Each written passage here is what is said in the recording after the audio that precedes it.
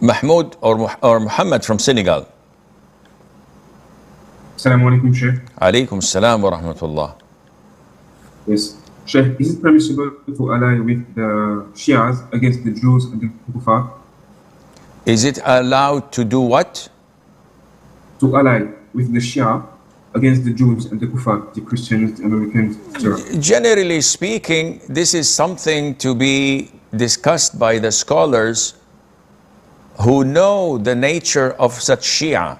Shia are divisions and layers. Some of them are normal Muslims who have no ill intent against the Muslims or do not say anything that goes against Islam.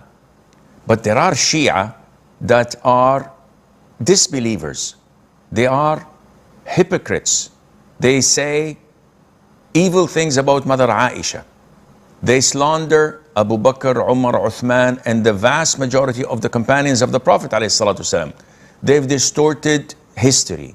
They say that the Quran we have is not perfect. There are surahs missing, and they put and add surahs to it. And they claim that the Mus'haf of Fatima is 70 times bigger than the one we have, and nothing from the one we have is in it. And they have expressed their hostility and animosity and hatred towards Islam since the beginning of time.